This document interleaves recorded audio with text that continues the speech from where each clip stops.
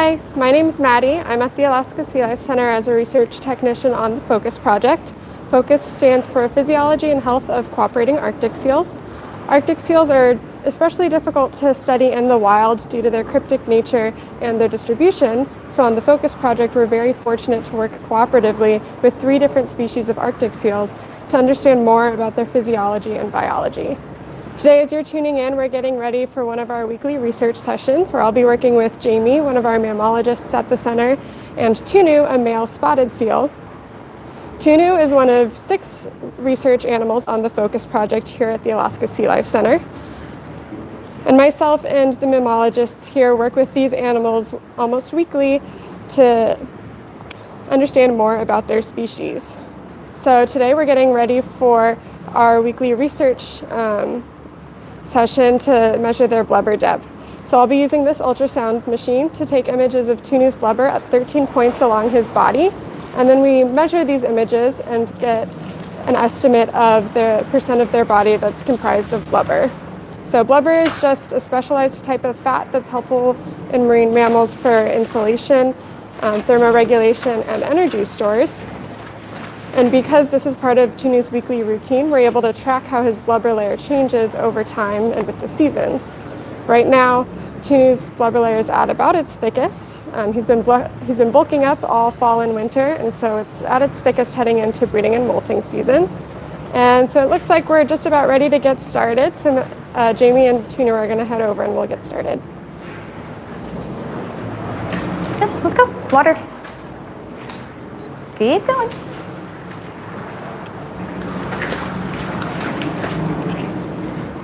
Water.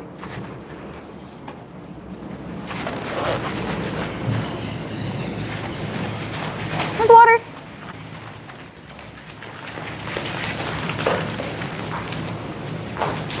Good. Get up. Good.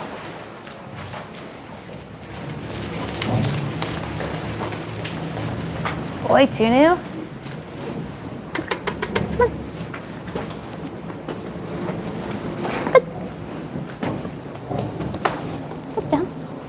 Hold a little straighter, or? Yeah, just a bit. Okay, good. Target. Good. Circle. Circle. There we go. Is that good? Does that work for you? Yeah, Okay. perfect. Hold. Hi everybody, my name's Jamie, I'm the trainer here. Maddie, our researcher, is going to start taking that data collection on Tunu. If I pause, please excuse me. It probably means I have to communicate with Tunu and give him some direction. So right now, the position that you see Tunu in, this is called a hold position. And basically, I was able to do that by doing what we call targeting him to the spot. And so essentially, that's one of the first things we train with our animals, is to teach them how to do a target. And there's many different ways you can do a target. A lot of times we have a certain object. Good. And what we'll do is we'll ask them to touch their nose to that object. Typically we start with a buoy or something we call a target pole. It's basically, as you can see, he's targeting on the ultrasound machine right now. Down. Good. Hold. And so essentially what we do is we have them learn to target their nose or other body part onto a target. And over time, you can turn all kinds of different things into targets. So as you see here, I'm basically just asking him to hold on the side of that concrete there. So I'm using the concrete as a target for him to stay still.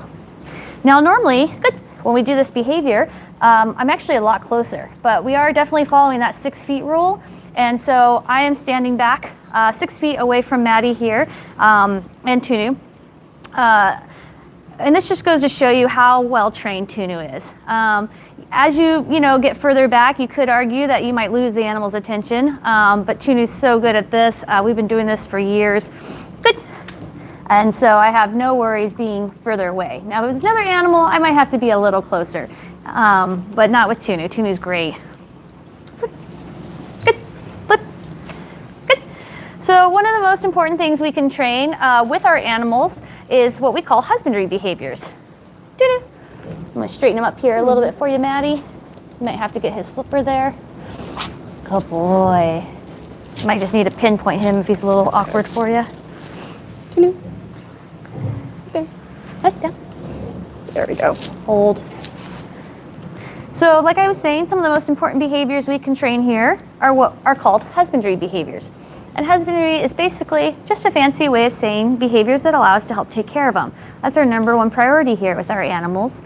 And so, for example, we can brush Tunu's teeth. He's actually a really good toothbrusher. I don't know if you just saw that behavior I asked him to do by holding his flipper up. That way I can see all over his body if I wanted to. And you'll see this a little later when Maddie's got to get her last ultrasound point. It's a point that's on his sternum. So he'll actually roll over on his back. But that's great because I can see his whole top side right now. And then later on, good, I'll definitely see his underside as well. And so every day we can give these guys a visual med check. Also too, if we wanted to, we can do what's called tactile all over them. That's a really important thing to be able to do. And tactile basically just means he's going to let me put my hands on him.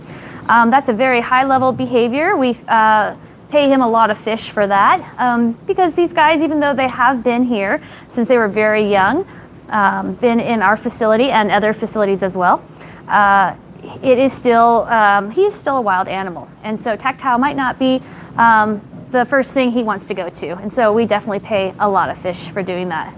And as you can see, that tactile is definitely going to help in the future. So when we first started training this behavior, it looks very easy. Tunu's doing a great job making it look really easy.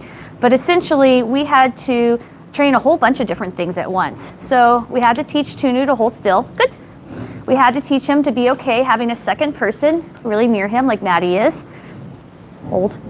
We also had to teach him to allow us to touch him with that probe. It's kind of funny because we always make a joke and that the ultrasound probe sends off a little buzz, because a lot of times when we're exposing it to the animal for the first time, we call that desensitizing.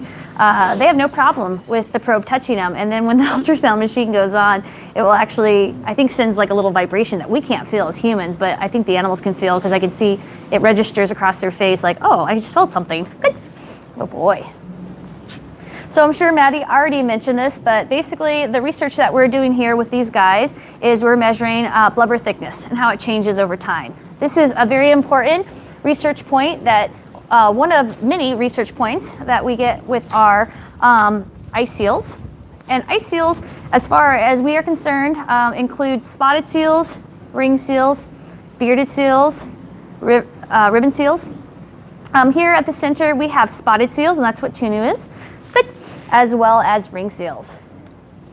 Now, a lot of times people look at Tunu and they say, oh, he looks like a harbor seal because of all those spots. And they do look very similar.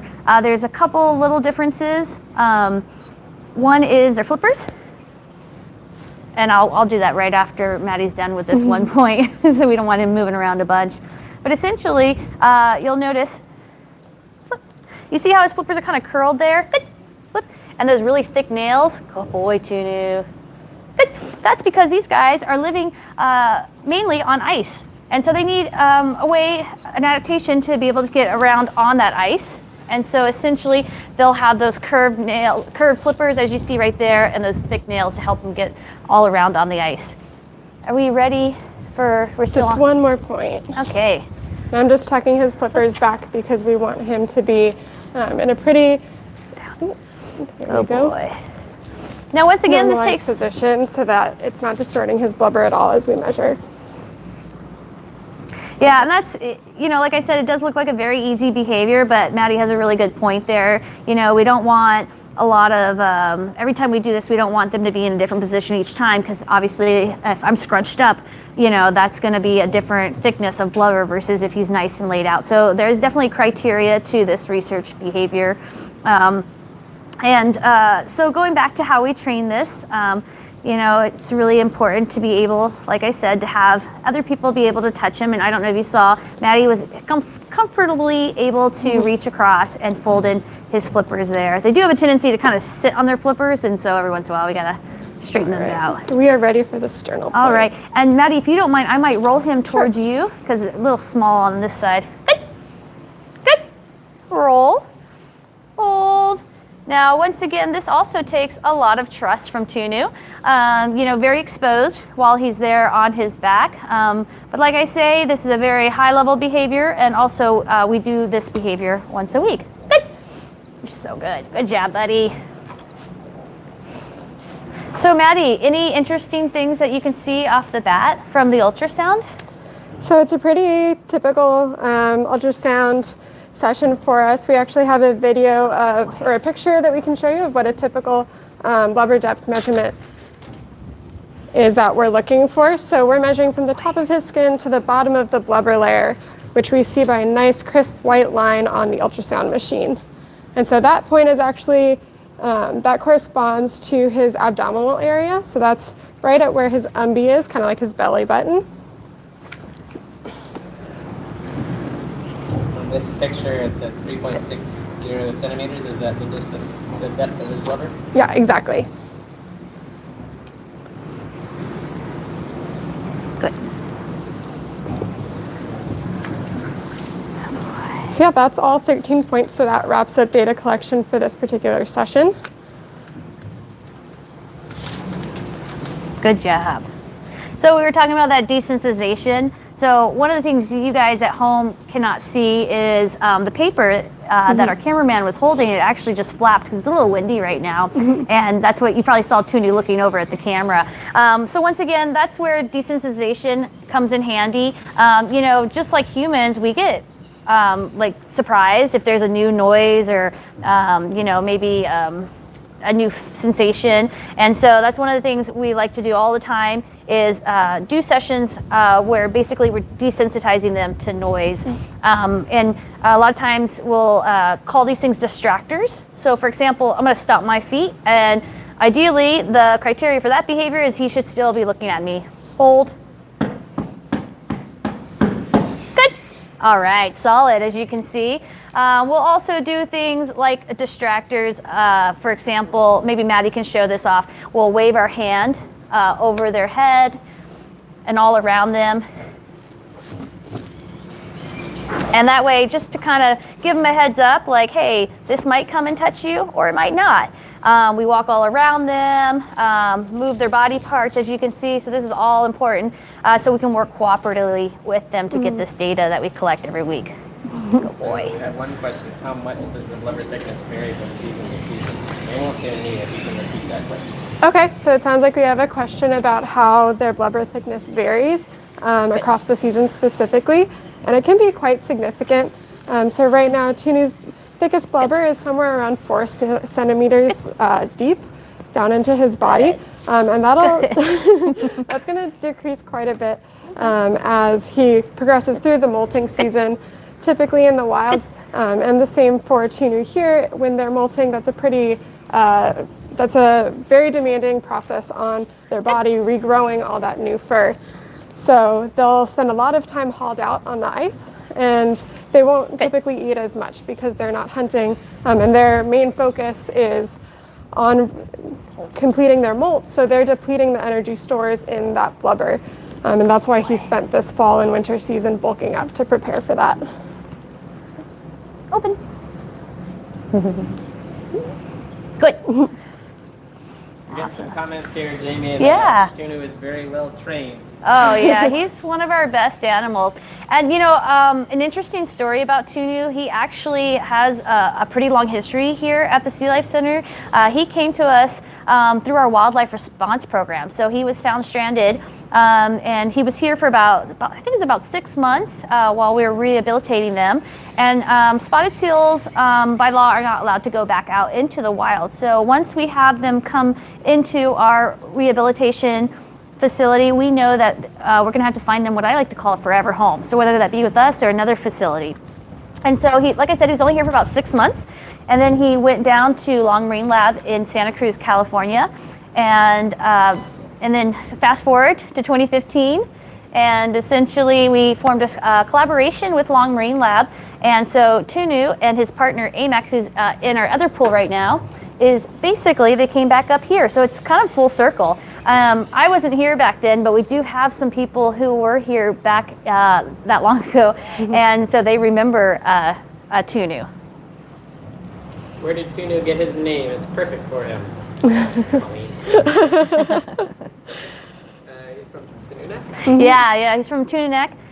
So he was named after the place that he came from. So a lot of times with our animals that come in through our wildlife response program that end up living here with us, we like to name them after Alaska theme names or other things. Good boy. All right. Nice job. Jordan says hi. You say hi? Hi, Jordan. Is there a limit on how many fish you can give him as rewards? Oh, great question. There's not. And it's really interesting because as a trainer, you have to decide how much you want to, what we call pay him. So how much we want to feed him for his behavior. If he's doing a behavior like amazing and it looks so great, I'm going to feed him a lot of fish for that for sure. We also take into account how many sessions we want to do with each animal throughout the day, what our goals are. Harder goals are definitely deserve more fish. So, you know, there are some sessions like this one. This is kind of a long session in comparison. It takes a long time for him to hold still for that ultrasound. And so he's, as you can see, getting a lot of fish for this behavior.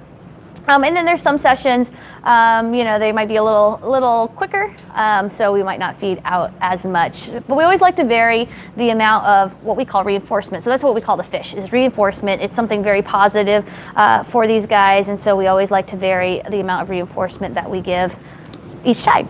All right. Want to go ahead and... Yeah, thank you all for joining us for this from Tunu. We'll be back hopefully in the future to give you guys another peek into our weekly research. That's part of Tunu's routine.